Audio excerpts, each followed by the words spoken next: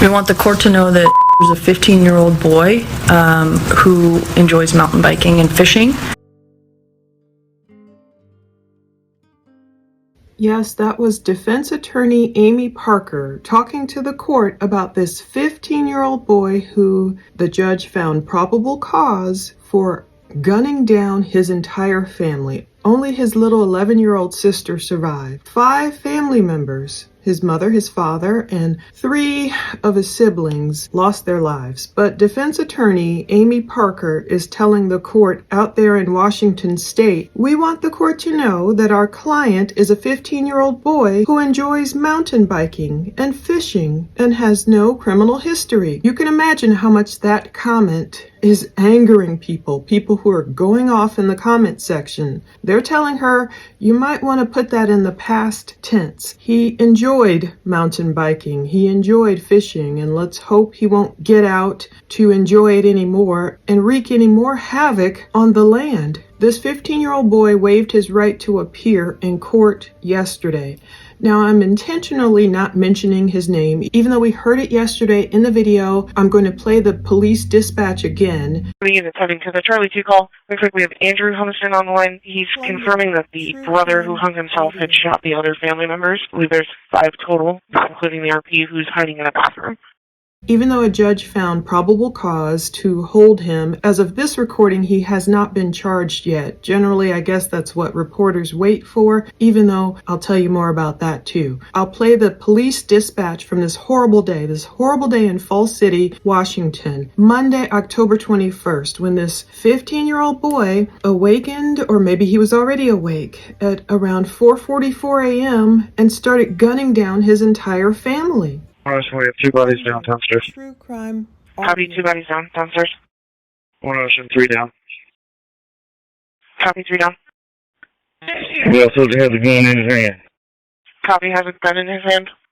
There's another court hearing scheduled Friday, October 25th. But let me tell you about his victims. Just like I was saying, his victims' names would likely start coming out. I'm not going to name the teenage victims, but I will talk about this diabolical plan I feel like I've uncovered or heard when I searched out all of that police dispatch audio. And I see why the cops were so confused, because this 15-year-old shooter, it sounds like he was trying to pin the blame on his 13-year-old brother. We'll talk about that more. They were very strong Christians.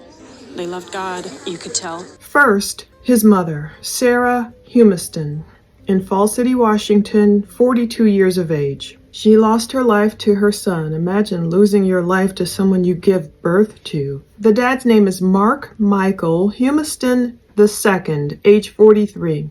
So King 5 is reporting that this 15-year-old suspect is going to be held in a secure detention facility until their next hearing. And prosecutors anticipate referring the case from investigators as early as Thursday, tomorrow, for a formal charging decision. Maybe we'll hear more about that today or tomorrow. And again, they're saying it's not been decided. Will this 15-year-old boy, and I'll call him a boy or a teen or whatever, but people don't seem to like that because it seems like he's being coddled, especially that comment by his defense attorney. I want to say, if that's your defense, I know you're trying to humanize him, but boy, that's not the right way to go. Just saying he enjoys mountain biking and fishing. Now, I get it. He has no criminal history. And even the prosecutor was mentioning, he's never been here, never in the system or anything, which is odd. And I see what he meant. In terms of if there's a troubled teen, generally you might see some petty thefts, or you might see shoplifting or a little assault charge or something like happening before some huge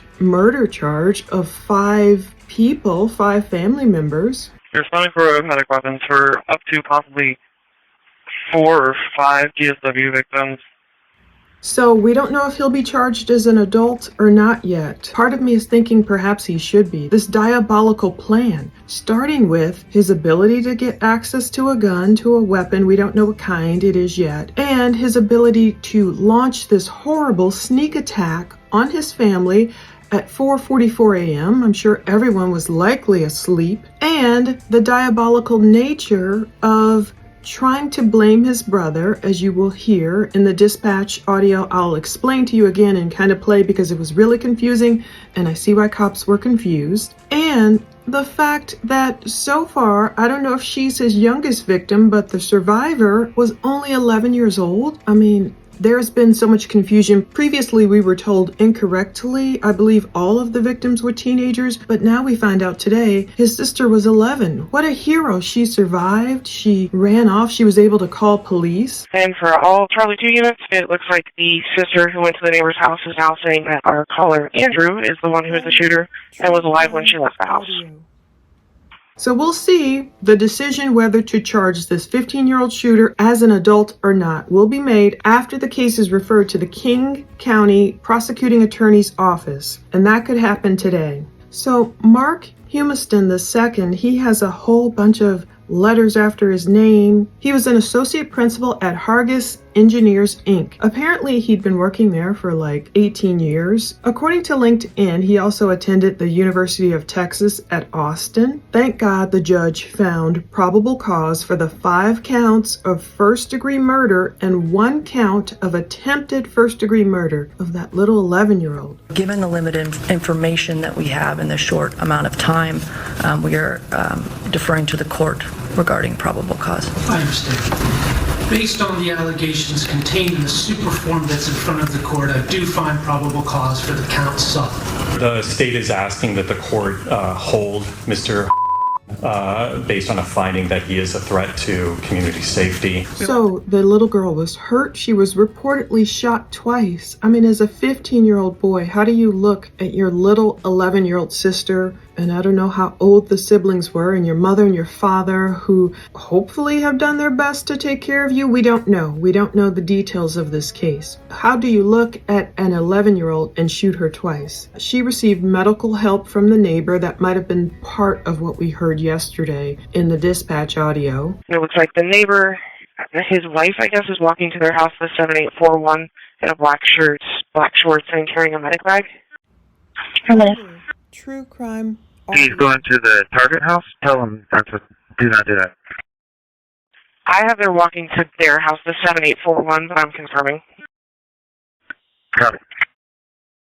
And the Harborview Medical Center has confirmed her condition as of Tuesday. The 11-year-old girl was in satisfactory condition at Harborview Medical Center in Seattle. Initial police reports had erroneously called her a teenager. One thing her 15-year-old shooter brother has been ordered is to have no contact with the victim at all. There was a vigil held yesterday for the victims at the Fall City United Methodist Church. Boy, very much sadness. I don't think a lot of people spoke. We saw snippets on the news. One woman stood up and spoke about how kind all the children were. I'm assuming she meant the 15-year-old shooter as well. There's been a lot of reports this entire family was homeschooled, apparently a family of 7, 2 parents, 5 kids. Now we have both parents dead and 3 of their children dead, 1 in jail and 1 in the hospital, a survivor. I can't imagine being an 11-year-old girl, God help her, dealing with recovering from what her brother did to her, shot her twice, and also dealing with the knowledge that her brother, whatever went on there with that 15-year-old, I'm sure she probably loved him still no matter his troubles. He's off in jail, most likely for the rest of his life, going to prison or a medical facility if he gets off on, reason of insanity, and dealing with the rest of her family that she loves being gone. I really hope she has some aunts or someone who can really step in and become a parental figure to her. One woman spoke at the vigil. She's a neighbor, and she talked about how kind the kids were.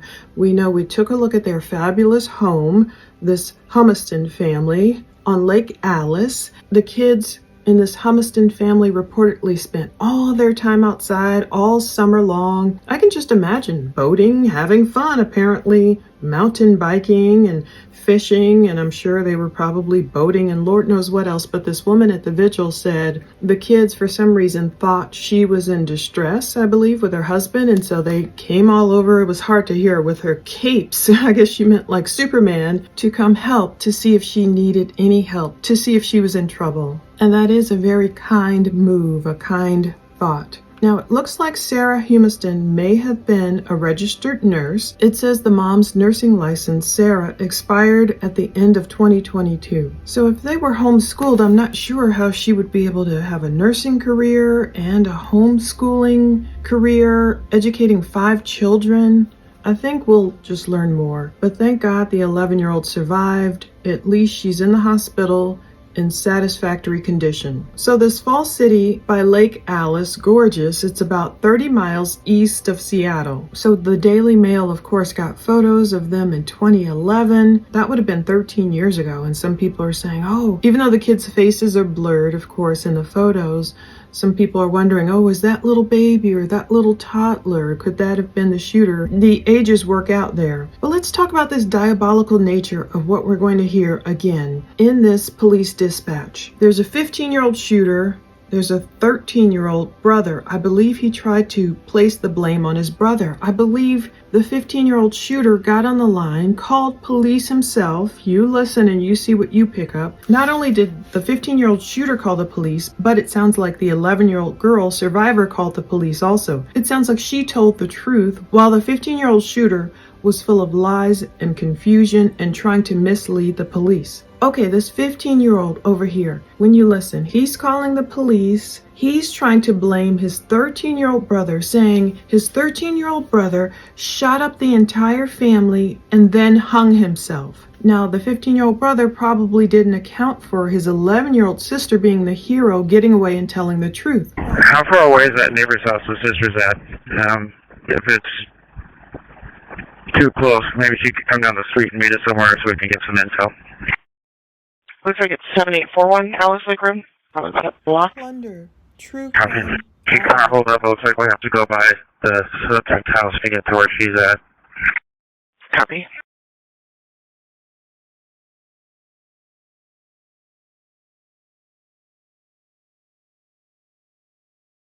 One question, how old's the brother that's allegedly the shooter? Do we know? Maybe if you get a DL photo. I believe he's 15 off on the tear screens.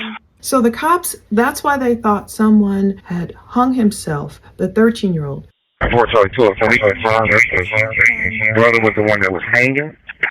For Charlie 12, most of that was broken, but I believe the firearm is going to be with our caller, Andrew.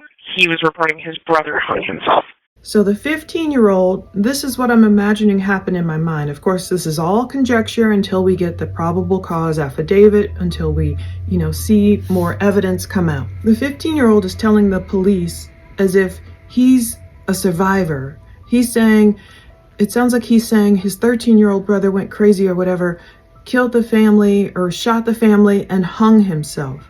So I'm wondering, was this 15-year-old, was he attempting to make it look like his 13-year-old brother committed this horrible crime? He so happened to survive, the 15-year-old. And then was he trying to hang his own brother to say, oh, see, he did it to himself and I'm a survivor? And did he expect everyone to be dead so he could have no one who could corroborate his story, and they would just have to go with what he was saying? So that's why the cops were saying, okay, we're responding to a call where someone harmed himself. But then after a while you get in there and you're like, wait a minute, you hear different audio where the 11-year-old girl, she has escaped. She went to a neighbor's house about a block away and she's saying, no, my 15-year-old brother basically is not a victim. The 13-year-old is not the shooter. The 15-year-old is the shooter. The 15-year-old is the shooter. He's the one who was shooting at everyone. And so that's where the confusion came in. She cleared things up. She's a little hero. She got away. She told the truth. Even though she was shot twice, she made it a block away, I'm sure running for dear life, and told the truth and cleared it up. Another diabolical lie, I believe this 15-year-old shooter told police, when you can listen again to the dispatch coming up, like we talked about yesterday, he said, okay, I've only got my phone in my hand. Don't worry. In essence, my hands will be in plain sight. I've only got my phone in my hand. Andrew's advising that his hands will be in plain sight, and he's got nothing except a phone in his hand. Copy approaching the house. But you'll hear the one cop say he's got a gun in his hand. He also has a gun in his hand. Copy has a gun in his hand. Now, I still don't know if they were talking about the shooter or one of the victims. Either way, if they were talking about the shooter, was it because the shooter still had a gun in his hand and not a cell phone, and what was his aim there? Was his aim to hurt the cops or get them to hurt him? Or if he truly did just have the phone in his hand and one of the victims had a gun in their hand, was that victim grabbing a gun to try and stop the threat, this 15-year-old boy? Or did the 15-year-old shooter stage a scene, put this gun in the victim's hand and make it look like, oh, he, felled himself. He tried to kill all of us, then he felled himself, and then he didn't know I'd survive. I'm thinking this 15-year-old is pretty diabolical, just from this limited information we have. And of course, we don't know anything. Everyone's all over the place. Some people are like, what did that 15-year-old have to put up with? Was he a spoiled brat and he didn't get his way and he didn't get a PS5 or something and he just went off? And someone was saying it was a misunderstanding. Some D-list news organization, not really a news organization, said it's over a misunderstanding, but I wasn't going to click on it. It didn't seem legitimate, but we don't know what the misunderstanding was. We don't know his rationale or reasoning. And some people are, saying, oh, maybe he's a spoiled brat. He didn't get his way. He's too coddled. I mean, the way the lawyer is talking about him, that sounds like coddling. All the way to the other side where it's like, we don't know. It could be a Menendez brothers situation. What did the parents do? And unfortunately, some people in the comment section, they jump to conclusions, and we have no idea what happened with this family. We've only just got the names. I'm still digging into it. It's difficult since all the children, it appears, were homeschooled. You don't see like a lot of information about them. All we know is it's very sad. Another thing people are going off about is just how protected this 15-year-old is in the press. We want the court to know that there's a 15-year-old boy who enjoys mountain biking and fishing. The 15-year-old will be held in custody until he is charged. Prosecutors reiterate he has no criminal history. That's unusual. For example, King 5 is not naming the suspect as he is a juvenile and has not been charged. He has no prior criminal history. So as soon as he's charged, a lot of places will probably start naming him. Now, I had to research this because technically he's already been named, as we can hear in the police dispatch. Of course, they have to name him just to know what was happening in the situation.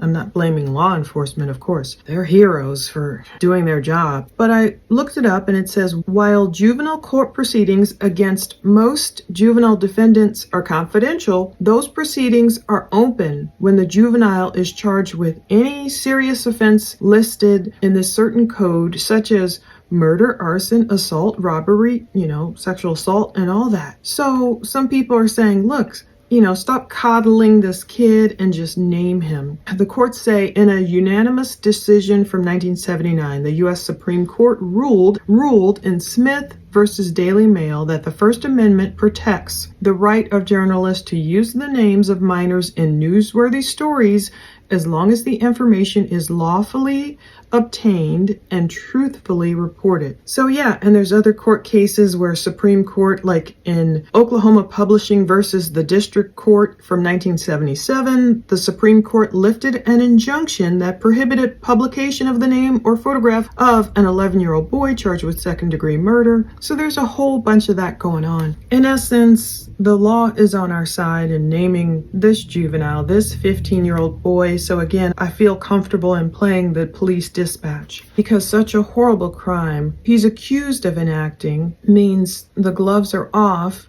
means we are in the clear to allow the public to hear his name. It's not like a case of some juvenile who was caught just shoplifting something or, and name and shame that 13-year-old or what have you. No, it's not like that kind of case. This is a very serious crime this 15-year-old is accused of, and he didn't show up in court. If he did, they wouldn't have shown his face anyway today. His lawyer just really angered people, talking so much about his proclivities and what he likes in terms of mountain biking and fishing. I guess she'll have to take a different and better defense tact. And of course she can't, fight her case now. Sure, she just got the case, but still, I don't know, that's just not the way to go. What about his family, who will never mountain bike on Earth or who will never fish on Earth again, unless after we go to heaven, somehow we get to sneak back down here and do the things we love? Or to me, heaven will look like beautiful mountain biking, fishing, all the things we love, dogs and everything up there. 2 Corinthians 5:20. So we are ambassadors for Christ,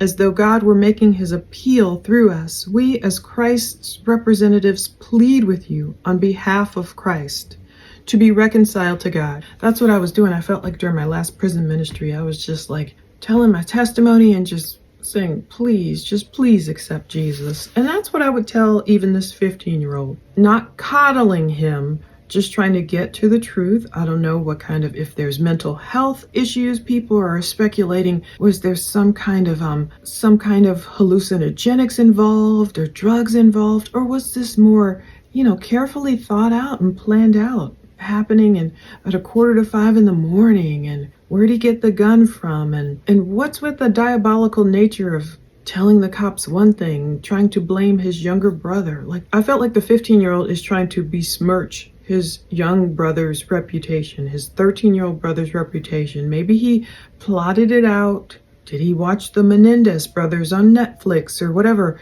Was he plotting this thing out in his 15-year-old brain, like, I'll take out my whole family and I'll blame, my 13-year-old brother, say he did it, but I survived and he ended up taking his own life, and I'll be the surviving hero, and maybe everything, isn't it always too with a lot of money involved? Everything my family owns will come to me and I'll live the life as I want to as a 15-year-old. Is that what's in his mind?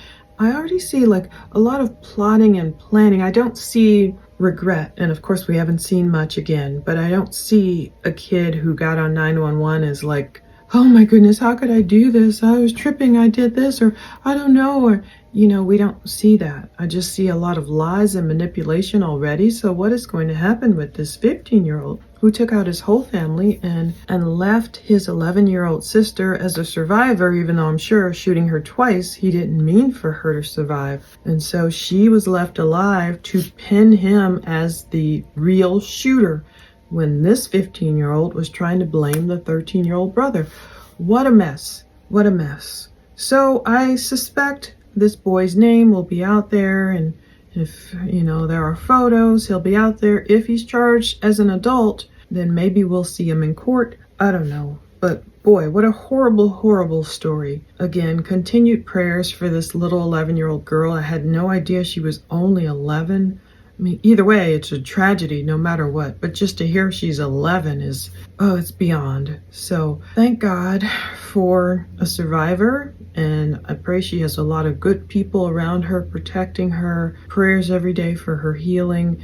Eventually, we know she'll have to testify against her brother, and just find that strength in God to just keep moving and recover from almost an insurmountable amount of grief. But just look forward. I pray to seeing her family again in heaven. And I even pray for the 15-year-old boy, like what makes him do such a thing? So we've got to learn more. I'm not taking a stance or a side, or of course, murdering your whole family is wrong. You just have to know all the details. So I'm not coddling this 15-year-old, and I'm not blaming his parents. You see all this going on where we just don't have the details. So stay tuned. I'll keep bringing you details as I get them. Thank you so much for watching, and take care.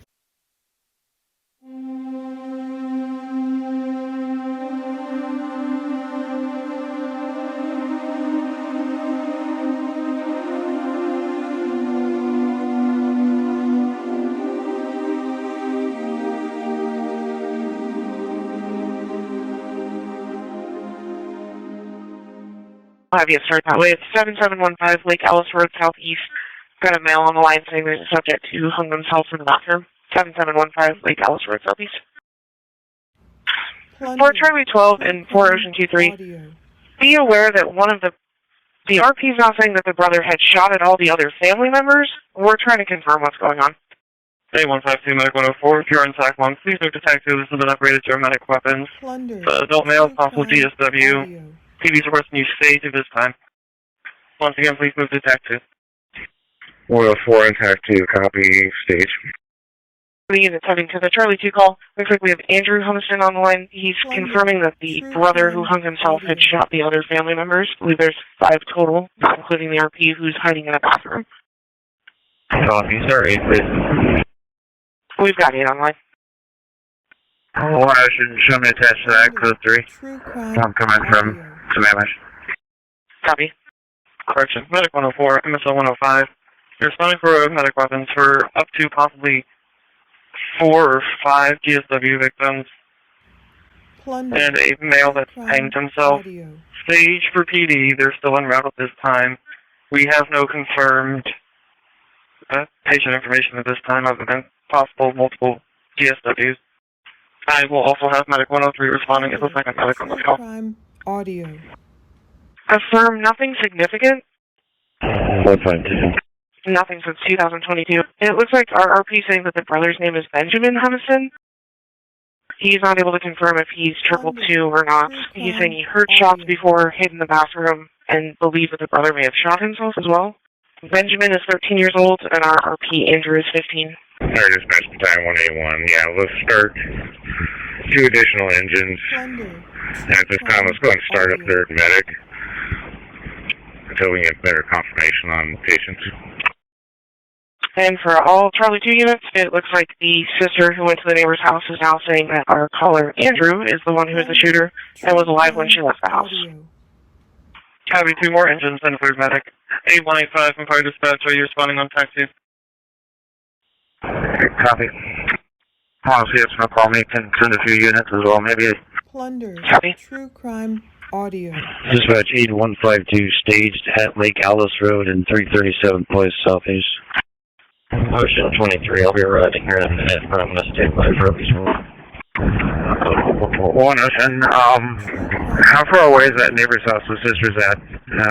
If it's too close, maybe she could come down the street and meet us somewhere so we can get some intel. Looks like it's 7841 Alice Lake Road. Probably about a block. Plunder. True Copy. crime She can't hold up. It looks like we have to go by the subject house to get to where she's at. Copy.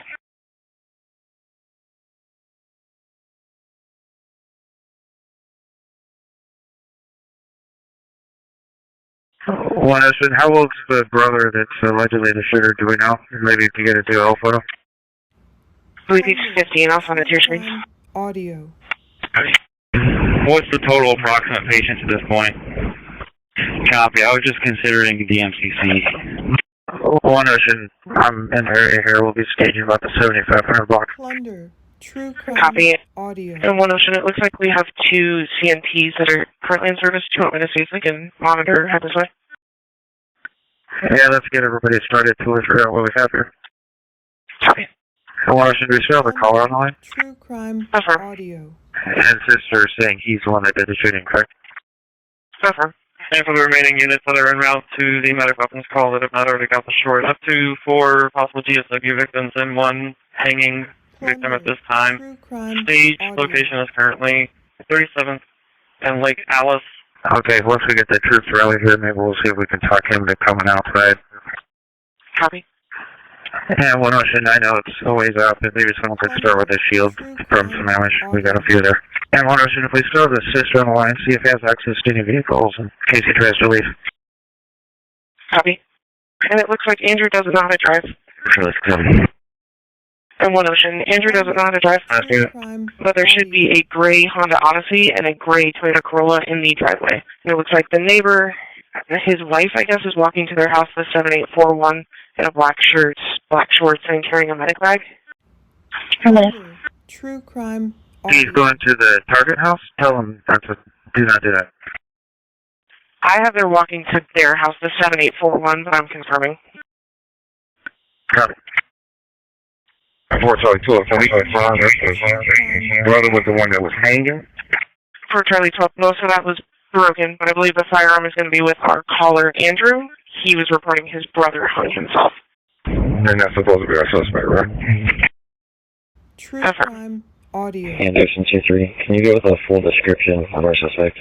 23, believe the caller and the suspect is going to be Andrew Humiston. It's a 15-year-old male, about 6 foot, 150, white, looks like Plunder. blonde, brownish hair. Audio. And it sounds like the caller just hung up on our call receiver.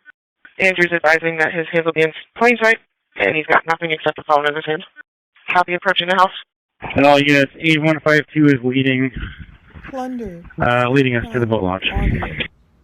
We've moved our staging forward to the boat launch. Can we possibly get one deputy to report to our command post? Announcements going to that house. Plunder. We have 2 bodies downtown stairs. Audio. Copy, 2 bodies down, downstairs. 1 Ocean, 3 down. Copy, 3 down. He also has a gun in his hand. Copy, has a gun in his hand. Plunder. Latest update. Audio. 5 possible DOAs. 1 possible in custody. I just got a phone number 177 at MCU. He's just requesting any detectives that are Plunder. en route or on scene stay new. That's just the same processing. Received.